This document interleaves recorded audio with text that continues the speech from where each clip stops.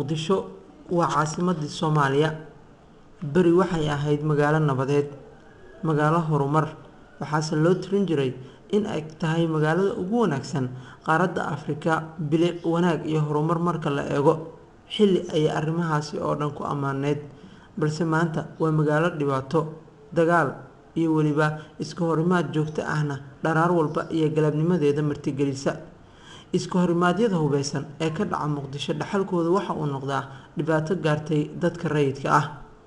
imisaa dhimatay imisaa dhaawacantay imisaa sabarakacday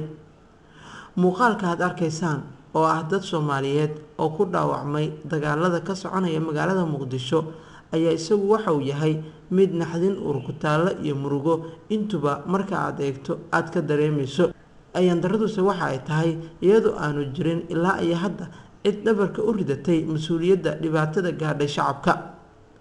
dhan walba oo kamid ah dhinacyada ku hubeysan gudaha dalka waxa uu sheegayaa inaanu isagu lahayn mas'uuliyadda dhibaatadaasi waxaana uu ku tuuraa dhanka kale shacabka isku tuurtuurkaasi ku jira yaa dhibaateeyay waa su'aasha taagan ma biyo cirka ka yimid ayaa dhibaatada gaarsiiyay dadka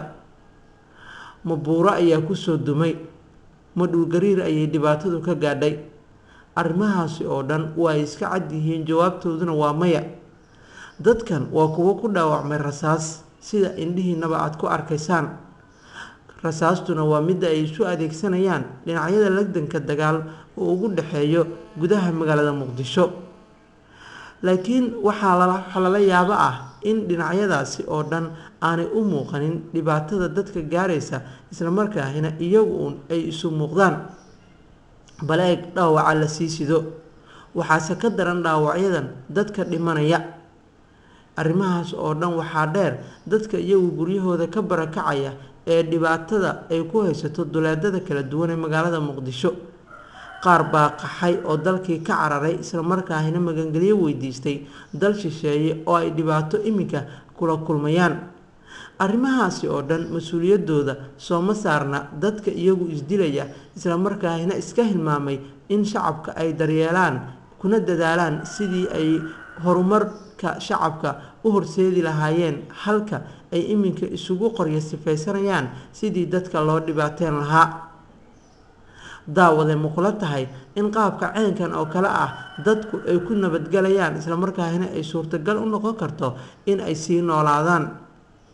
maxaase kaaga baxaya muuqaalkan aad daawanayso iminka ee ah dadka Soomaaliyeed ee dhibaatadu ay ragaadisay isla markaana aanu jirin cid iyagu isa su'aalaysa dhibaatadooda isla markaana mas'uuliyad gooni ah iska saaraysa maxay kula muuqataa haddii dhibaatada mid caankan oo kale ah ay ku sii socoto in dalku uu ku dambeyn doono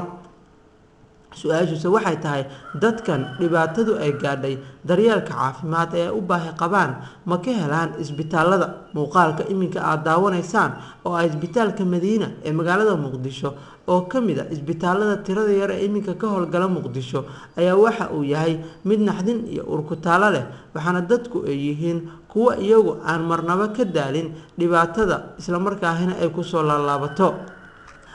dhaqaatiirta iyagu ah kuwa kaliya adeeg ku shaqeynaya isla markaana aan haysan qalabkii loo baahnaa si loo daryeelo dadkaasi ayaa waxa ay yihiin kuwa maalin walba la tacaalaya dhibanayaasha Soomaaliyeed ee dagaalada ku dhibaatoobay waxaase arrimahaasi oo dhan ka sii daran in dagaaladii halkoodii ay ka sii socdaan isla markaana dhinacyada ay ku baaqayaan marba marka ka dambeysa dagaal dhaxalkiisa sida muuqata uu noqon kara kaliya dhibaato gaadha shacabka Soomaaliyeed sooma haboona in dagaaladaasi la joojiyo isla markaana lagu bedelo wada hadal waawaan iyo dib u heshiisiin dhaxalkeeda uu noqdo in shacabka Soomaaliyeed ay nabad ku noolaadaan marka laga soo tago muuqaalkan waxaa jira muuqaalo kale oo naxdin leh oo marka aad dhex marayso magaalada indhahaagu qabanayaan dad xaaladooda caafimaad gudaha dalka wax looga qaban waayay qoysas si wadara madaafiicda ay ugu dhacday isu maqada ka qaxaysa gurigooda isla markaana aan garan karin goob ay abaarsadaan dhibaatooyinkaasi iyo kuwo kale oo aad u sii badan ayaa iminkadan dalka ka jira waxaase loo baahan yahay in la helo caqli fayow kana madax bannaan hardanka siyaasiga ku dhisan ee iminka dalka ka jira si loo samabixiyo bulshadan dhibaatadu ay gaadhay.